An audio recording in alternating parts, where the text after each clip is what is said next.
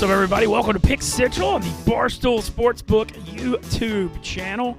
Two-man operation today. I mean, I'm just damn sure going to say it. I'm coming in a fiery mood, and I'm pumped to do an hour of radio with Rico Bosco. Rico, how are you? Yeah, doing well. It's in the limbo stage right now. Like, it's tough because football's not there yet. Preseason gets a little bit of the juices going. I always say when you get Hard Knocks on, then you're fully in. You know? Yeah, I know. Like that first couple episodes of Hard Knocks, you got some preseason on. People are doing fantasy drafts. Like, that's when it really, really clicks. Right now is that purgatory. Yeah, I was just thinking. Like, you're still waiting, and you could talk about it all you want, but it's not fully there yet. You feel it. It's definitely coming on the horizon, but it's tough. Well, okay. So what I'm noticing, just especially as we've been doing Pick Central lately, the chat boys have been loving the football talk way more than anything else. So we're going to keep it coming.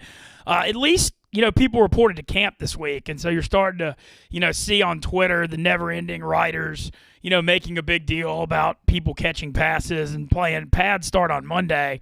But just seeing guys out there, I mean, for example, me as a Saints fan, just seeing Mike Thomas on the practice field, I mean, that's not something I've seen in like 2 years. So just seeing him catching passes and running a route felt like a reason for celebration. Exactly. But I think, everybody's getting ready for the football. Getting used to guys in different colors, too. It's going to take a little while to see Tyreek in the green. Yeah. And the orange. Getting used to that. Like, remembering, too, because some of these moves were made in March and April. So it's like, oh, yeah, they got him. Mm-hmm. You forget it. A lot goes on, especially if you're betting baseball every day. Like, so remembering who's on, who made the move, little moves like that. Like, it's a lot. It's a lot to get adjusted to. Well, TJ, who is on Hard Knocks this year? I think, is it Detroit? It might be Detroit. Hold on. Ooh. I think it might be Detroit, which would be fun with Dan Campbell. I'm not sure. TJ's checking it. A couple of things while TJ's figuring that out. Brandon Walker's back on Monday, back running the show. It'll be good to have him back after his never-ending Mississippi tour.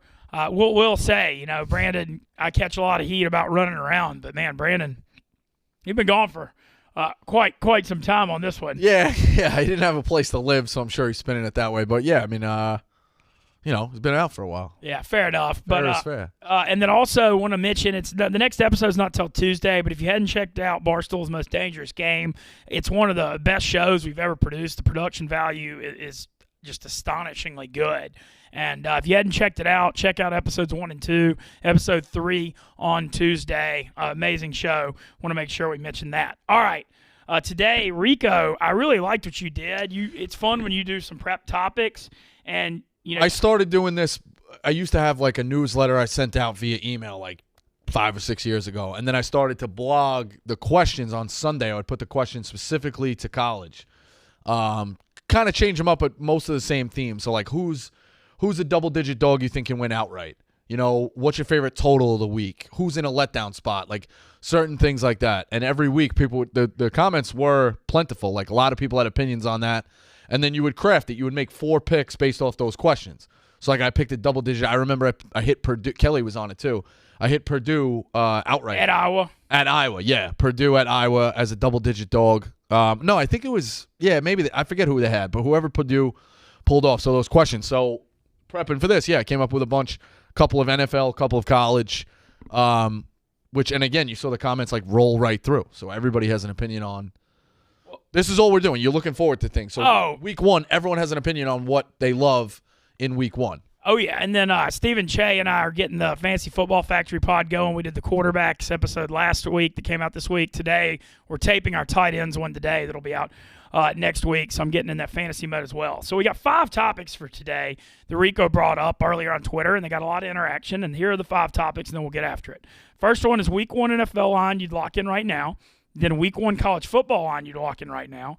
NFL divisional sleeper, favorite NFL MVP dark horse, and college football conference sleeper. So we'll start out going through NFL week 1 lines. And, man, I have 4 or 5 I want to mention that at least bear some discussion. And then I'll give you my favorite. Did you obviously, I know you went through, you've got a huge thing of notes in front of you. Yeah, I wrote down 2 for sure, but I'm interested to see which ones you liked? Because there are a lot of it seems like a lot of road favorites. Yeah, so I think what we'll do is kind of skim through it, and then if you don't have a thought, I'll keep going. Sure. All right, the first one, I don't have an opinion on this, but I find it incredibly fascinating that the Thursday night opener, the Bills are laying 1.5 at the Super Bowl champs. Shows you how strong the Vegas power ranking is on Buffalo. To be laying 1.5 on the road against the defending Super Bowl champs, that's a wild line. And I'm not even saying I like the Rams. I'm not sure what the hell I think about it. But usually when you see like two powerhouse teams, Super Bowl champ at home on Thursday, you'd think it'd be like Rams by 3 or 2.5 just because they're at home. I got nothing on this game. I do think it's truly like a pick 'em, but the Bills to me are still the better team. I know the Rams won the Super Bowl. The Bills, to me, still have more weapons. I like Josh Allen. Stafford had a great year. I like Josh Allen a little bit more. I think the Bills have that spurn in them, getting knocked out of the playoffs. I was going to say, I think Bills could come out a lot more motivated week 1. We know L.A. is not like a monster environment in terms of fans. You know, it's not like going to Pittsburgh with the towels and even the metal, like the Giants will turn out for opening game because everyone's still in it. Like, you know, certain fan base. L.A. is transactional, like people, you know, LA is not diehard. Let's put it that way. So if the Bills are 3 to 4 points better than the Rams on a neutral field, I guess you gotta lay the Bills because you would think you'd get more You don't want to put the Bills at a small plus money line favorite and have all that liability on that. You know what I mean? Like everybody would see the Bills at plus 105 and say, "Hey, I'm eliminating the juice. I'm going to take that." So it makes sense that the Bills are laying very small because I do think they're the better team. Well, the Bills on the road. The thing with the Bills is I know the Chiefs went off on them in that playoff game, but they do have a really good pass defense. Trey White coming off a torn ACL, him being back out there, I think is incredibly important at corner in that game. But I got nothing on that one. Ravens by 6 at Jets. I got nothing here. No, I wrote that down as the one I would say is probably my favorite.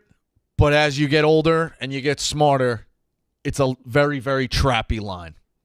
Yeah, I'm a big believer in my gambling style. I'm not a road favorite guy. Right. In general, I try to stay away from it because I feel like, you know, a lot of people go broke, like recreational gamblers taking the sucker road favorites because they look kind of easy. And week 1, I'm not saying I even like the Jets. The Jets got a little bit better. I agree with Che. They definitely got better. I still don't think the Jets have made the leap to even middle of the road type of team. I still think they're bad. The Ravens have a lot. You talk about chip on their shoulder. Ravens lost every running back last year. Lamar's in a year where he wants to get paid.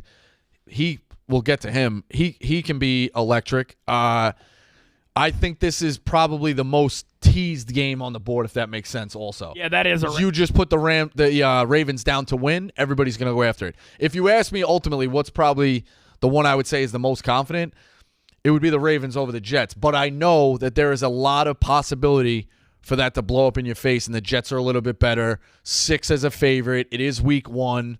It's tough. I think the Ravens are 2 touchdowns better than the Jets. I really do. So it's a weird line. I'm staying away, but I think a lot of people.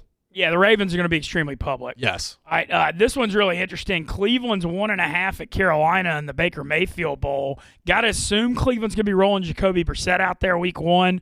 I know they haven't announced what Watson's suspension is yet. I've heard 4, I've heard 6, I've heard 8. Who the hell knows, to be honest. But I would be shocked if he's out there week 1. Yeah, this one, I looked at this one.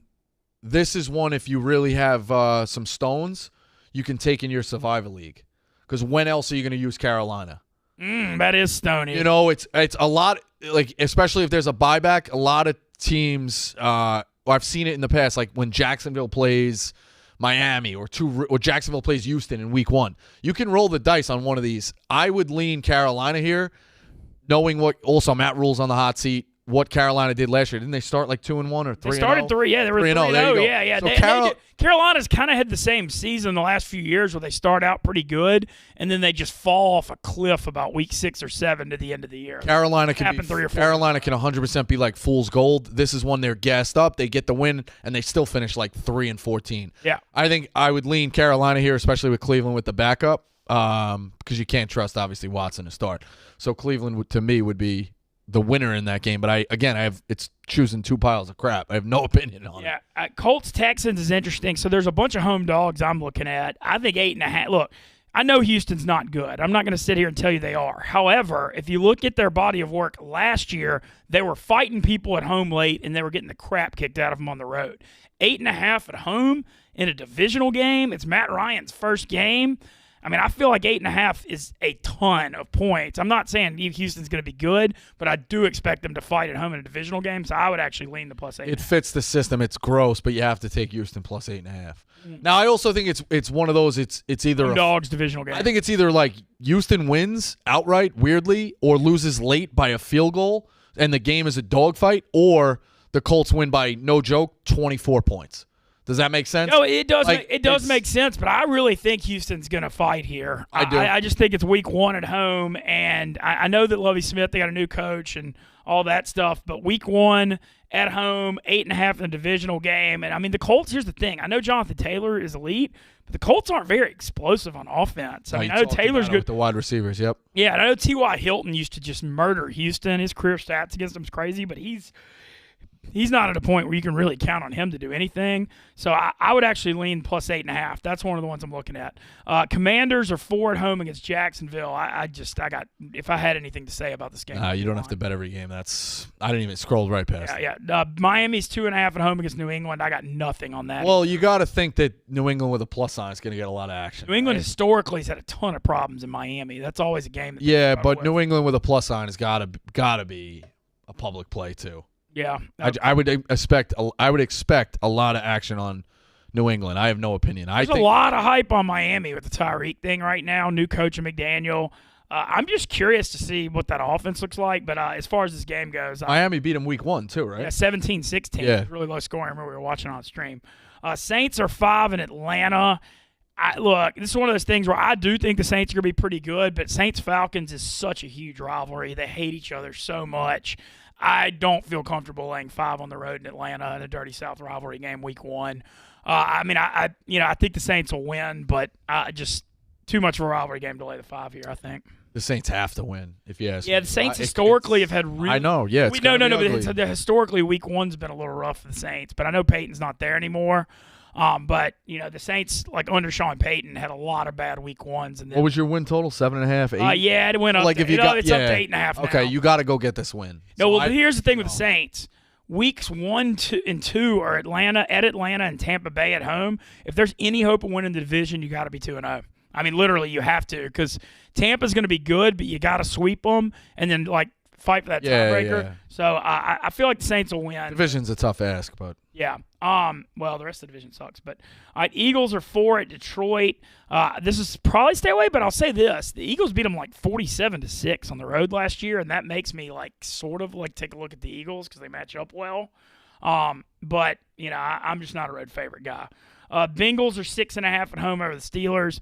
Look, I love Burrow this year. I love the Bengals this year. But having said all that, divisional game, rivalry game, I don't want to lay 6.5 week 1. I just don't want to do it. No, I don't like laying the 6.5. This is another one that Pittsburgh seems like it's going to be tough to find a groove, though. They have Harris. You don't really know what's going on at quarterback. Is Trubisky the guy? I think they're going to go with him. I don't know. Yeah, I know. But is he explosive? Can Burrow just keep finding Chase on 47-yard bombs, but they've got in the middle of the field, T. Higgins, I don't. That one's. I think it's a stay. It's just tough. It's a stay away. You don't have to bet every game. It's a divisional game. It's the same thing. I could see Pittsburgh stealing it and Tomlin laughing at people, or again, Cincinnati wins by, no joke, 21 points because they're that much better. Well, so what's going to be interesting with Pittsburgh is Trubisky does have a mobile element that Big Ben didn't have. And so that could add something to their offense rolling out because they can. I feel like maybe they'll be able to protect their crappy offensive line because last year Ben was a sitting duck. He was a statue. But Trubisky, maybe his mobility helps him. We'll see. Like I said, I come back. Yeah, he was a statue. I come back to it all the time. I think Matt Canada is the worst offensive coordinator in the NFL, and so as long as he's their offensive coordinator, I don't have any faith in him. All right, Niners are 6.5 at Chicago. Real interesting quarterback matchup there with Trey Lance and Justin Fields. I also have nothing. What's the total on that one? 42. I could see it being. I would go under. Yeah, I could see that being lower scoring. I would go under. Chicago just they're if there's a team in the NFL that has worse weapons in the passing game, I don't know where to find it. I mean, I think Darnell Mooney, who fifth-round pick out of Tulane, had a decent rookie year, but for him to be a number one receiver in the NFL right now, like they lost Allen Robinson and didn't replace him. I don't know. I just got nothing on that one. All right, here's where it starts getting interesting. There's 3 super rat week 1 lines. And I always preach this. The sucker line of all sucker lines in football is road favorite by 2.5. Anytime you see that, that Vegas is saying the better team can win by a field goal, and it like sucks people in because you're like, as a gambler, you're like, oh, I get the better team, and all I have to do is win by a field goal. There's 3 huge games that all have that rat line. First one's Green Bay at Minnesota. Green Bay, a 2.5-point favorite. It's a rivalry game. Minnesota, new coach. But what's interesting about this, you remember how Green Bay played week 1 against the Saints last year in Jacksonville? I mean, I would lean Minnesota at home here. That's the one. That's my favorite one. That's your favorite one? Yeah, it's the Vikings plus 2.5. Yeah, you know how pumped Minnesota is going to be. First game for Rodgers as he's figuring it out without Devontae Adams. New era in Minnesota. I mean, I like the Vikings too. I like the Vikings. I think you have to. Yeah, you know Green Bay's always going to be public. Always. You have to. Okay, cool. We're on the same side on that. Next rat line, KC 2.5 at Arizona. Fascinating with Mahomes against Murray, Kingsbury coaching against Mahomes. First game for Mahomes without Tyreek. Arizona, no DeAndre Hopkins the first 6 weeks. How will that affect them? I mean, I would lean Arizona plus 2.5. I was thinking about taking Arizona as well. I like that. I do think Kansas City, like I said, is going to take a regression back from the, automatic 13, 12 wins. We saw it. They had a ton of trouble in the red zone last year. A ton. And now you take away Tyreek Hill? I'm worried about Kansas. I am too. It's interesting. They got Juju Smith-Schuster and Marquez Valdez-Scantling, and neither of those guys is Tyreek. I'm just curious if any of them could step up. Can Juju stay on the field is the question. Well, I think the thing is the Chiefs. Last year, remember they were like 3-4, 3-3 last year after Buffalo killed them on that Sunday night. Yeah. And then they got real hot. Their offense is going to I think it's going to be a work in progress. Maybe by the end of the year it comes together, but early on, I don't know. I'm a little worried about it. I think that might be a shootout as well too. What's the total? It's 53 because it'll get wild in the desert, but like I said, no Hopkins, first game for Chiefs without Hill. I mean, I definitely am never going to take under in that matchup with the gunslingers Mahomes and Murray, but It's a little week 1 unders usually offenses take a little longer to warm up usually. Chargers by 3.5 at home over the Raiders. This seems like exactly right on the line. I guess I'd lean the 3.5 because it's a division close game. But the Chargers also in a revenge spot after that. Remember that week 18 game last year? It's one of the best games ever. Yeah. That's a stay away to me. It's going to be entertaining. I think it's going to be high scoring. Ton of people are high on the Raiders. Obviously, Herbert could be an MVP type candidate. People are looking at the Chargers to possibly win the Super Bowl. It's going to be an entertaining game. I really have no true opinion on it. Same. With that.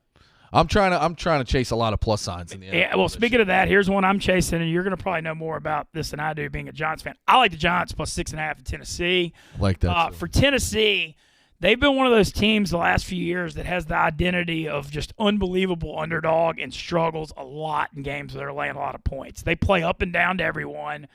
Losing A.J. Brown, they're going to be breaking. I mean, their passing game could be a big work in progress for them without A.J. Brown. Treylon Burks, the rookie from Arkansas, could step up, has a chance to have a big rookie year, but he's still a rookie. They've got Robert Woods, but he's coming off a torn ACL in November, so hard to know what that's going to be like early week 1. And the Giants, I think the Giants. I mean, I just think this is going to be a close game, and I like the 6.5. I like the 6.5 here. I mean, I don't know if the Giants can win, but I do think it's going to be a battle, and I lean the points here. The Giants love playing close games too, especially early, like thinking you're in the mix. I like the Giants as well. I wouldn't hate taking a stab at the Giants on the money line. Also, it's week 1. It's still like hot out. Don't get me wrong. The Tennessee has the home field advantage, but it's Nashville. A ton of New York people will go down. That's a destination where you'll see a lot of Giants jerseys when they start scanning the field. No, I agree, and I don't know. I definitely like the 6.5. Net third and final 2.5 point road favorite rat line. Sunday night, Tampa Bay 2.5 at Dallas. I mean, I'm leaning Dallas plus 2.5 here as a home dog. Honestly, I agree with you that of the 3 plus 2.5s, the Vikings is my favorite. But I really think if you take all 3 plus 2.5 point dogs, you're going 2-1. I just think, I think it's a spot where you just take them all and I think it's like a plus EV thing. Tampa would be the one to me that makes me feel the most squirmish going against Tampa. That would be the one. Like, I'm behind the Vikings, obviously. Arizona, I'm probably talked into. But if you were like, you're saying bet them all. If you were going to go away from the system, Tampa would be the one I'd either sit out or back the favorite. Okay. Because I do think, listen, Dallas is good. Dak's good. Brady's got a lot of weapons. Brady's surgical. Brady in prime. It's a Sunday night game. Yeah. Brady in prime time. I think Tampa to me, I get it. Follow the system and just roll with the plus 2.5s. Tampa gives me a lot of like, oh shit, I bet against these guys. What the fuck are you thinking? That's really where I'm at with them. I don't know when Chris Godwin's coming back yet. They signed Julio. Obviously, that could be a show-out spot for him.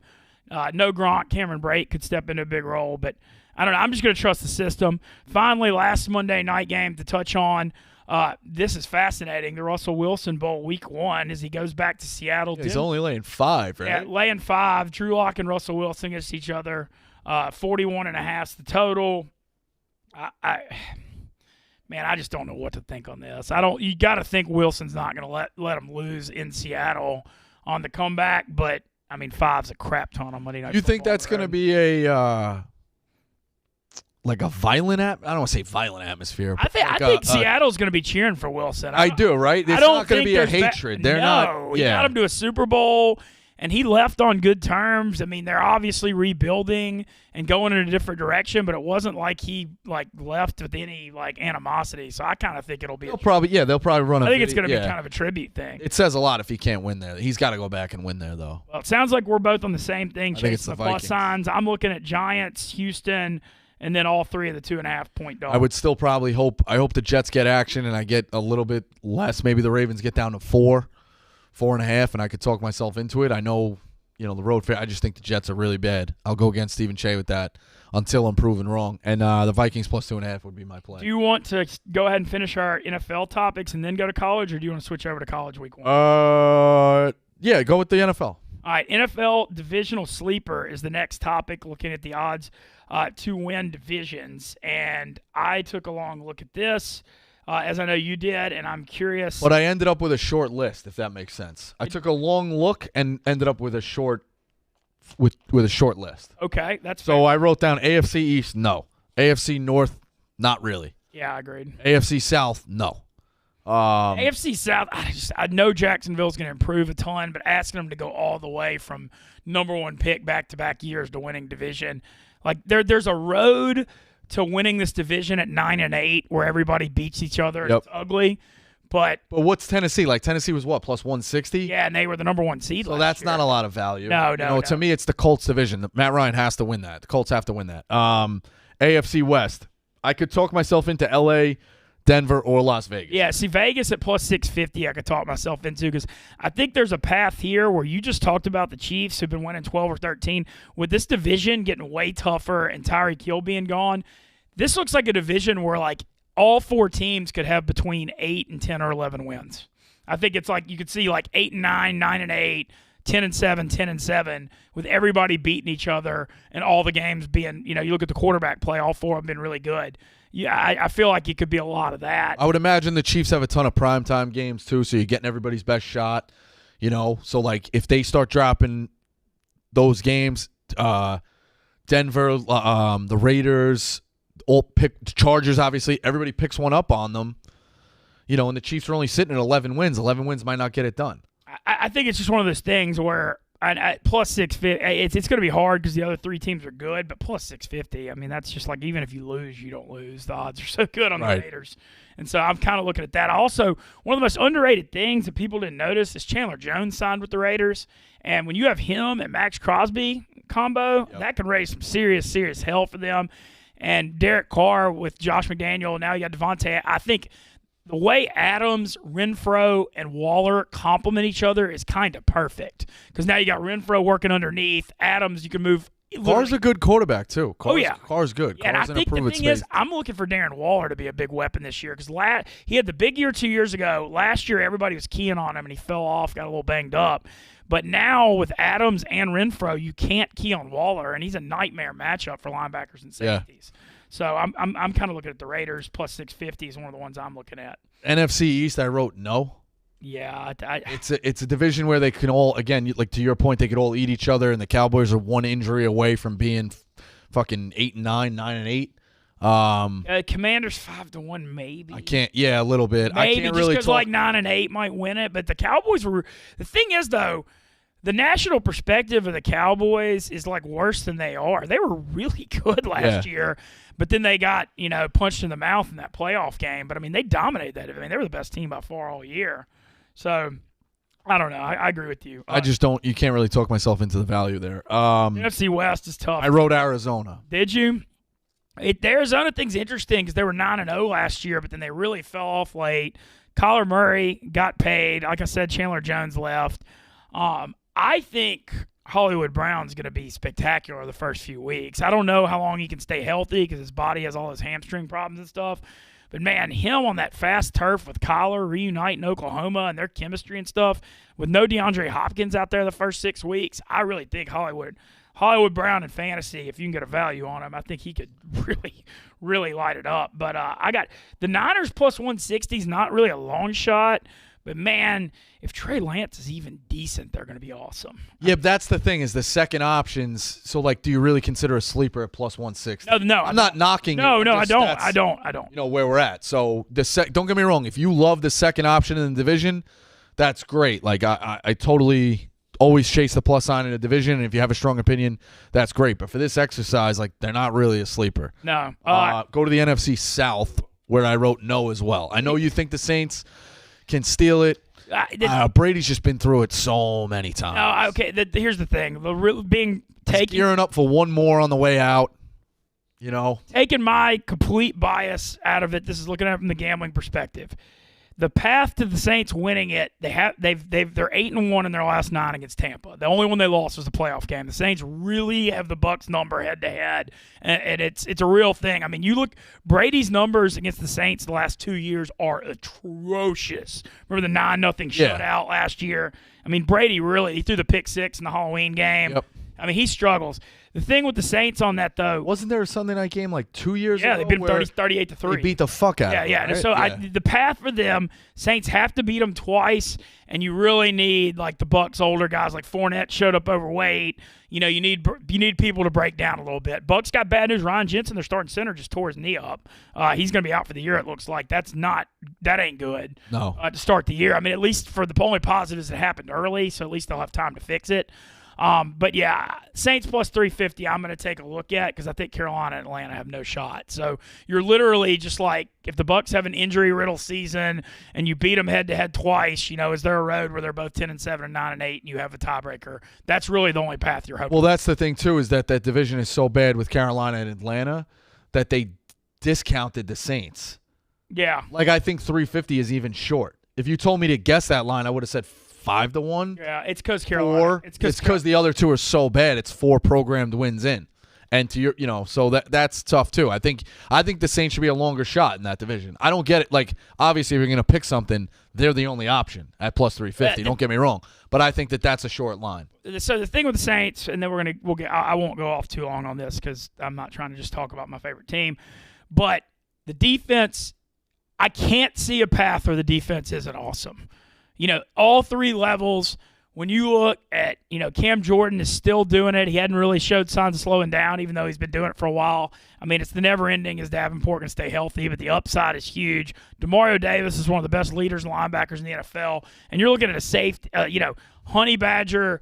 Like, I mean, that dude's going to leave his soul on the Superdome turf. I mean, you can't and you factor in with Chauncey Gardner-Johnson and Lattimore. I mean, that defense is going to be really good. The thing is, the Kamara thing, if he's out 4 or 6 games, I don't know what's left of Mark Ingram at this point. It's going to be all on Mike Thomas, Olave, and Jarvis Landry, because last year you literally the Marquez Callaway was the number 1 receiver week 1. Now you got some real weapons. Yeah, I mean Jameis coming off the injury too is a question mark. Yeah, like no doubt. There's definitely there could be a lot of potential for that team. You also lost it, but the other thing, I mean, Sean Payton was top 2 or 3 coach in the NFL. Losing him, I think the defense will be fine, but that's kind of where we're at. All right, next topic. Before we get to the North, because we're gonna need positive vibes. Check out the gambling. Check out our gambling merch on the Barstool Sports. Positive vibes only. Lots of game left. Make your free throws. Shop now at store.barstoolsports.com. So the NFC North, as you probably figured out from my Week 1 pick, this is where I would go for a sleep. Again, they're the second best. I would take the Vikings at plus 275. No, I like that too, really because I don't think the Bears or Lions either have a shot. I think it's kind of similar. It's kind of similar to the Saints-Bucks thing in that you can write off the third and fourth team. You have to win Week 1. That's the big thing. Plus I'm stealing a game in the tiebreaker Week 1 right away, potentially.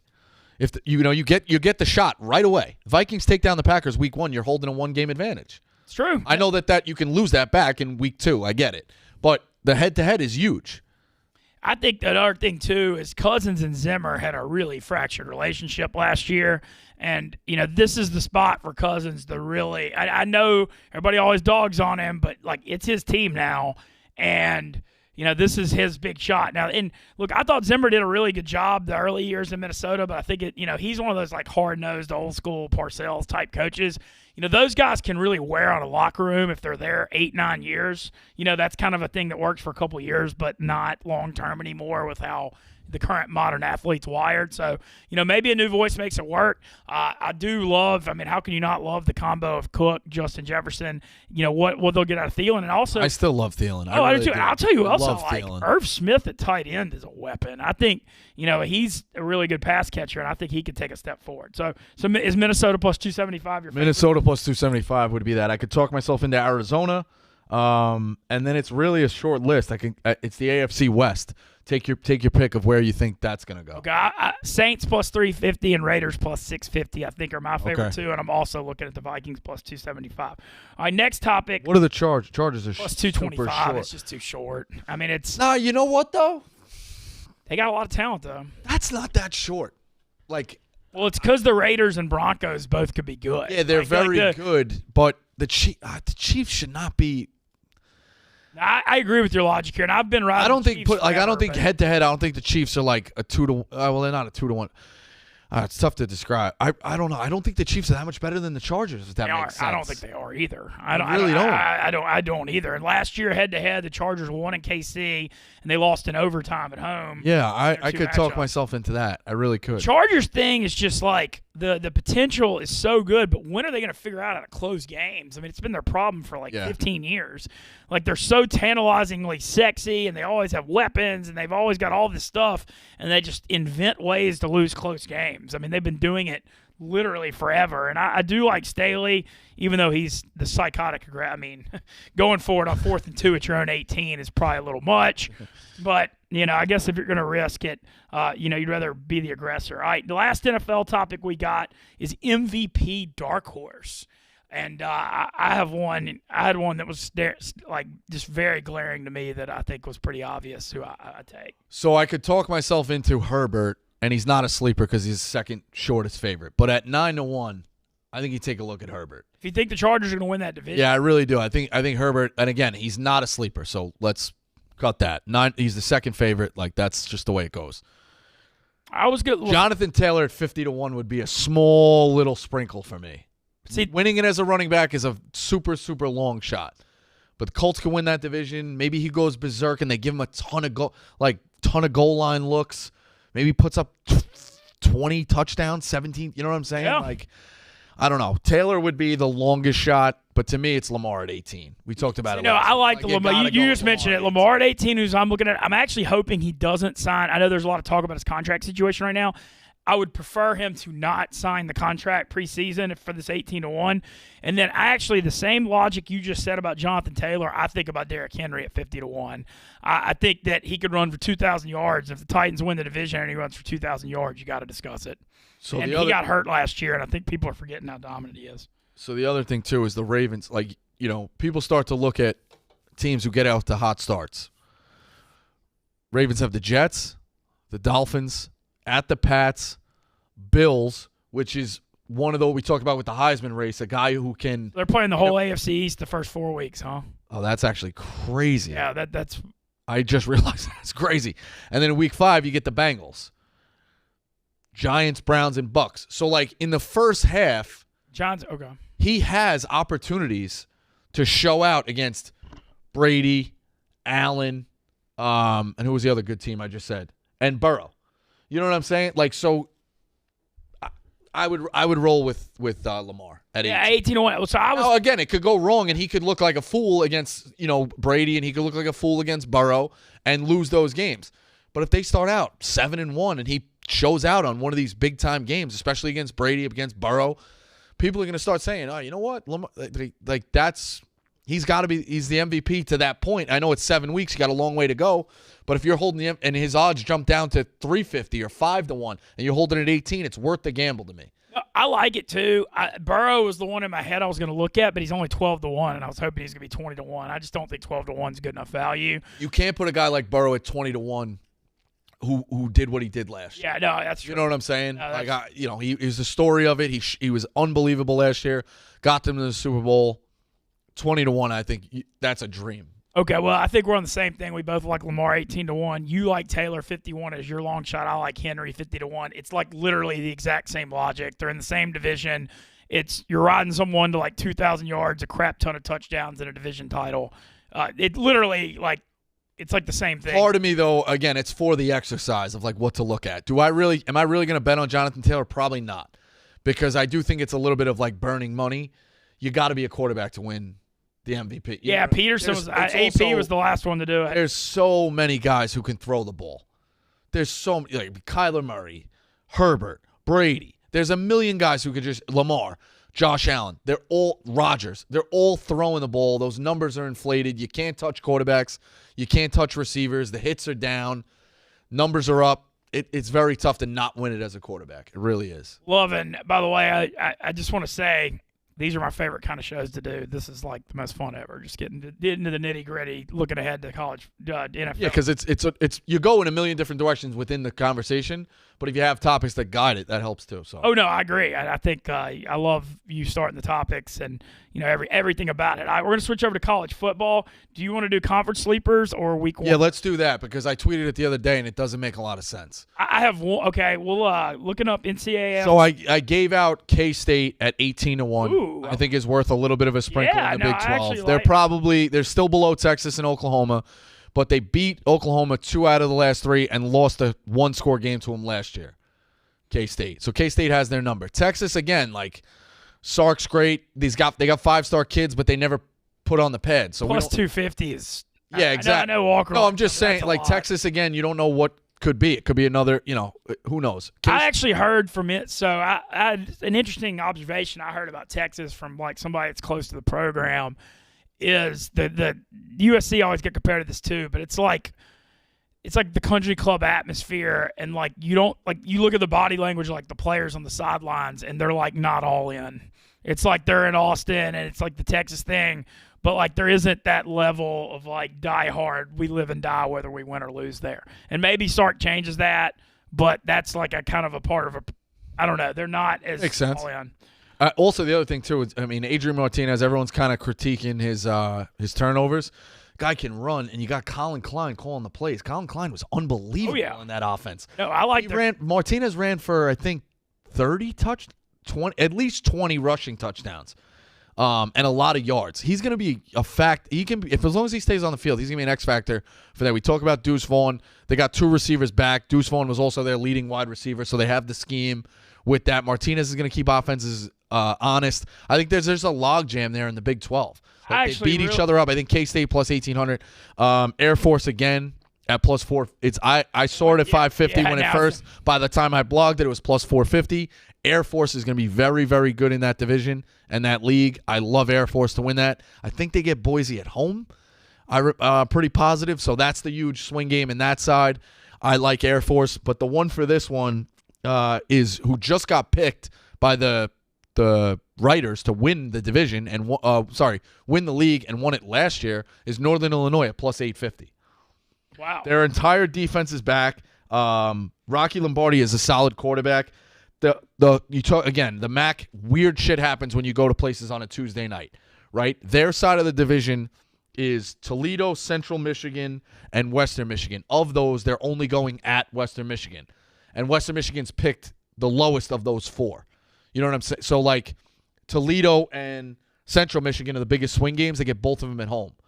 The cross side, they got no Kent State, no Bowling Green, who's going to be better, and they get Miami of Ohio at home. This is a favorable schedule for them to be at home. Their win total is only 6.5. It's a very weird win total. There's a lot of pick'em games in the MAC. You know how that goes. But to me, they have 4 built-in wins, and they're going to be favored in a bunch. Their only real losses. I saw one projection.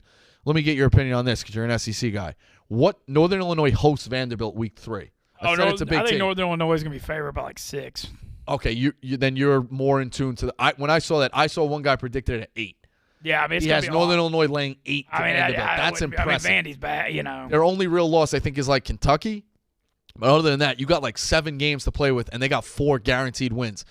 I mean, it's win total Wednesday. We'll get to it, but maybe this will just be a bonus. Northern Illinois at over 6.5 to me is the look. Northern Illinois at plus 850 to win that division in the MAC. Now, the tough part is that 2 years ago they were like winless or really bad, and last year they won. So, like, are we going to find a means of like the middle, and they're just a 7-5 okay type team in the mix, or have they taken the bump? It's somewhere in the middle could be the right spot for this team. They overachieved last year, but again, they won the division. I like the quarterback. I'm going with Northern Illinois at 850 to win the fucking division. Who just got picked to win it by the writers? That's crazy. I like it. Northern Illinois at 850. I suck at the MAC, so I'm not going to even sit here and claim I know stuff. Few I was looking at. A couple. The Sun Belt, I just don't see how UL Lafayette doesn't take a big step back after they lost everyone, including the entire coaching staff. I agree with you. I just think it's like, don't get me wrong, I think they laid the foundation and they're going to be a solid program, but for them to still be 2-1, they're getting the odds like Napier and all them. Didn't they lose Levi Lewis they did. And Elijah Mitchell? Yeah. Is he the running back? Well, he was gone last year. He played for the Niners last year. Sorry. They had another good running back, though. Yeah, they did. I think he's gone, but what I just know is I just feel like Vegas having Lafayette 2-1, like I just can't see how it's not worse. They promoted their co-offensive coordinator to Sormo to head coach. I think they're still going to be a solid program, but they shouldn't be getting that number. Coastal plus 450, I was taking a look at it because Grayson McCall got hurt last year, but I think they should be really, really good, and I think plus 450 is a decent price. Don't forget that Marshall's now in the Sun Belt, so that makes it a little tougher. They're 6-1. Some of the other ones I was looking at, I liked your K-State one. I didn't actually look at that, but once you explained it, I do think the Big 12, like I don't trust Texas. And, both Baylor and Oklahoma State, who played in the championship game last year, lost a freaking just ton. And so they should step back. So I think 18-1, may be worth a shot. The one I like is a Pac-12 one. I like UCLA at 10-1. They got DTR and Charbonnet back. They lost a lot I thought they were pretty physical last year and took a step forward, lost a bunch of close games. But I'm taking UCLA more going at the top of this conference. Look, Lincoln Riley might do well at USC, but they're always overrated. They're like a sexy-looking car, but you never know what you're going to get. Are they tough enough in the trenches? I just don't know. And so, I think 2-1 is just too overrated. Utah is very good. Yeah, but there's no price on them, right? But plus 240? Get out of here. Hell no. No. Utah's my pick to win it. But there's no value at 240. I mean, if they're 5 or 6-1, maybe. Not a lot of value. And then the third team is Oregon plus 250, but you're looking at a new coaching staff. Yeah, I don't think Cristobal leaving's good. So UCLA at 10-1 is more an indictment of USC, Utah, and Oregon. I think it's way more wide open than people think. And DTR's played a billion games. I like Charbonnet, the running back. And I liked I know UCLA, they lost 4 games last year. But when I watched them play, they look physical. Like, I just thought that Kelly, now that in year 5, they're a lot tougher at the line of scrimmage than they used to be. And so I just think at 10-1, I'm in. I'm in. That's one of my favorite ones. And like I said, it's not just that I like UCLA. It's just that I do not trust USC as far as I can throw them. I think Utah is a good program, but plus 240 is overvalued. And Oregon's under a period of transition. So I think, that conference is a little more wide open than people think. I'm becoming obsessed with Cam Ward at Washington State, too. You seen any of this kid's highlights? I've heard about it. Incarnate Word. The first clip of he could be like the Bailey Zappi of this year. Dude. The first clip of a 9-minute highlight I saw Incarnate. And again, I didn't watch this kid till a week ago, I'll be honest. I watch a lot of college football. I did not watch Incarnate Word. If you did, God bless you. But the highlight is a game against somebody. And every time he gets the ball, so he scores to make it 17-14. When the next highlight comes back, they're down 21-17. You know what I mean? And then they're down. Then he scores, and then they're down again, 31-28. It's like his defense couldn't stop anybody, but he's slinging it all over. They got great schemes. Guys are wide open all over the field. Wazoo, they had the bad issue with Rolovich last year, right? Yeah. Got rid of him with the yeah. Everything was fucking wacky. So, and they played pretty good down the stretch, or at least they got a weird. It's a tough place to travel to. Cam Ward could be like those games at home in Pullman get a little weird. 100%. I think Stanford Steve told a story that they went out to Pullman and they got lost coming out of the tunnel or something like that, and the weirdo fans were like heckling him on his podcast a couple years ago. Like, very funny story. But yeah, that's my prediction out there is Washington State's going to ruin somebody's season. Okay, Cam Ward. What's interesting? Ole Miss was looking at Cam Ward in the transfer portal, and he didn't. Obviously, he would have been a great fit. Ended up with Jackson Dart. You wonder why he went to Washington State of all places. But I also want Chip Kelly to be back too. It's year 5 now, and that's a long time. Like I said, when I saw UCLA last year, and granted, a lot of the stuff in my head, like there's that traditional, like we all are so excited about football. We're talking about July. Your first experience with the team you remember so much. That LSU game's obviously pinging off my head where they beat the shit out of them physically. I mean, they beat them at the line of scrimmage, and obviously that's week 1. That's not November. Yada yada, but I just think I don't know. I just think they got a lot of experience, and I think the Pac-12's open. So I think the 12-1's there. We got a few more minutes. Let's touch on a couple of I'm just curious if you haven't. I'm not going to be able to run through the whole week 1 board because it's impossible. But I have a bunch. Okay, well go ahead and just yeah. So of ones you want to mention. I like Oregon plus 18. Okay. A little bit. I just think that line is really high. I think Georgia can kind of coast in those type of games. I thought 18 was a little high. I think it's interesting, too. Do not forget Oregon's new coach was Georgia's defensive coordinator last year. And so that's always a nice benefit there. He's going to know a lot about. Georgia loses a lot of guys on defense. I mean, I just don't. Georgia's, 18's a lot because their offense, they're good on offense, but they're not. Yeah, they're not explosive. Over-under's only 50.5. Yeah, exactly. I could see a lot of worlds where Georgia wins a sluggish 24-13 game here. App State plus 3.5. I like that a lot. Hosting Carolina. A Super Bowl game, and Boone's up in the mountains, weird home field. App State has given people a ton of fucking sweats. Why did North Carolina scare? This is a dumb game. Yeah, Tennessee, they went toe-to-toe with. I know, like, App State's been really, really good. I like App State in that one. I would even take probably the money line. Coastal minus 4. Well, that was one of the ones I was looking at. Grayson McCall back healthy. Coastal doesn't run the same kind of option that Army does. They run that like spread option, but either way, they're still familiar with some of the concepts. And what you always say about those military schools, you want to catch them week 1 or you want to catch them in the bowl game because you've got all offseason to prepare. You're not on a short week getting ready for the weird offense. You remember that game? Was it Army Wake last year? That was just 1,000,000 points. Yeah. It was like, that's what I could kind of see in this. Coastal can get, and again, if you do get Army, down 10 or down 14, they're not throwing the ball. So you're at a major advantage there. So Coastal with the explosive offense, McCall back. I think I would take a little stab at Coastal. Western Kentucky minus 12 against Hawaii. I'm so that's low. a week. That's 0. No, it's not. Hawaii hosts Vandy. Oh, you're right. 0. I'm sorry. I apologize. So that's why I think locking it in now inside the football number. I think Western Kentucky, again, they lose Zappy, but they're going to have a monster explosive offense again. I would really, really look at Western Kentucky. I think that's – if this game, I talk about it all the time, if Western Kentucky played Hawaii, even though it's in Hawaii, in week 8, Western Kentucky might be like 17. What's interesting about that one is Hawaii hosts Vandy in the week 0. I actually had it wrong. But I could see, like, the best thing that could happen for you is Hawaii to beat Vandy and get that number down to 9 or 10. Because that actually could happen. Not when you locked in Hawaii under 4.5 wins. That's true. But you're right. I like it a little bit close, maybe. Yeah, you're right. I do think it's going to go up, though. I think it's going to hit 16, 17. Western Kentucky, I think, is going to kill them. And they got a where was that kid from? Western Kentucky. I read it today. Texas Tech, maybe? Jarrett Doge? Okay, they got Doge. Yeah, I remember he was Texas Tech. Where was Texas Tech, right? I think they got him. Okay. Wide receivers are back. I think they're going to smoke them. But the one to me would be a total. So see if this makes sense. Oklahoma's laying 31.5 to UTEP. Okay.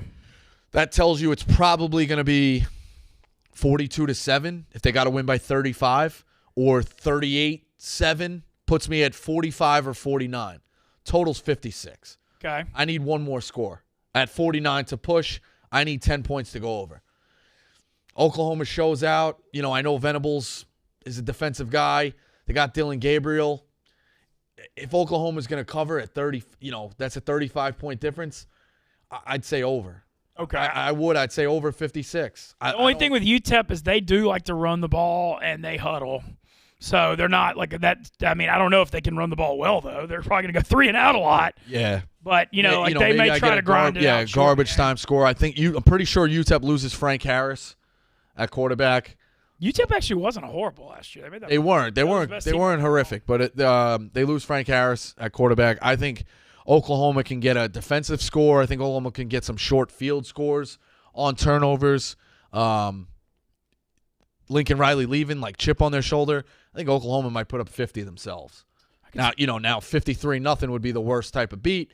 But to me, I'd lock in that total. I would. I think 56 is not that high for a team that could score 50, especially in a 35-point spread, 31-point spread. I think it's the total. I think I would lock in Oklahoma. Okay. The quick ones I was looking at, I didn't really have any that I loved, to be honest. But I was sort of looking at West Virginia plus 6.5 and the return to the backyard brawl, just because that is such a fierce freaking rivalry, and that game means everything to those two schools. So 6.5, I think, is a pretty good number. And then also we always talk about the Thursday night home field weird advantage. I'm looking at Purdue plus 3.5 at home. Aiden O'Connell's back. They're playing Penn State, but I always that's a short line. Yeah, it is, but it's just that's part of it. Yeah. And then there's a weird line that I don't have an opinion on, but why is Va-Tech only laying 8.5 at Old Dominion? That's ratty as hell. Old Dominion got better last year. I had their under, and they rolled. They didn't play off the COVID year. Yeah. They were one of the teams that didn't play. Okay, but they rolled out 6 wins late. So, yeah, Old Dominion is better. And Old Dominion, if you remember, didn't they go beat Virginia Tech or Virginia straight up a couple of years ago? Okay. I just know that Old Dominion's wacky. I'm pretty positive. And they're at home. Old Dominion's in Virginia, too? Oh, it is. No, it's this Super Bowl. This is the ECU, NC State type of thing. Yeah. The other one, too, I'm high on week 0. I'm high on Charlotte. They're going 2 FAU plus 7.5. I would take a look at Charlotte to win that game outright, as well as plus 7.5. We'll get to them on their win total. I think it's short. Charlotte, when they score, they explode. They beat Duke last year in a shootout. As a dog, I predicted that one. Charlotte, to me, if you can score, you're always going to be in games. I know not stopping people is wrong, but if you look back at what they did last year, when they score, they're scoring 35, 38. They're in every game. I would take a look at Charlotte. They have either first team or second team, running back, wide receiver, and quarterback. They're all really explosive. They got a good coach, too. They're all really explosive. It's his 3rd year, I remember, if that was the coach. I would take a look at Charlotte week 0 plus 7.5. The week 0 one I'm looking at is actually, I know it looks ratty. It's crazy that I want to lay double digits, but Illinois by 11. Wyoming lost their entire team in the transfer portal. No one got hit harder. They lost everybody that was good. They may win 2 or 3 games. They just couldn't keep any of their guys on campus because of the NIL stuff. And you got to look out for that now. With the G5s kind of becoming a JUCO for these Power 5s, some of these teams, when you lose all your top guys and you're not recruiting 3- and 4-star guys, you can really fall. You can fall off a cliff. And on the flip side, if you hold major advantages of having upperclassmen on your offensive defensive line, especially early games in those small conferences, it's men versus boys. If you have experienced lines, that's where you can really win those games. So look for those teams. Hell yeah! Well, what an awesome. That was the fastest 1 hour of radio I've done in a long time. Let's get to MLB picks today. I actually have my biggest MLB card of the year. I have 6 picks today. Last night, Smitty with the big night plus 5 units. Me and Megan and with crappy nights. Rico 1 and 2, but you actually.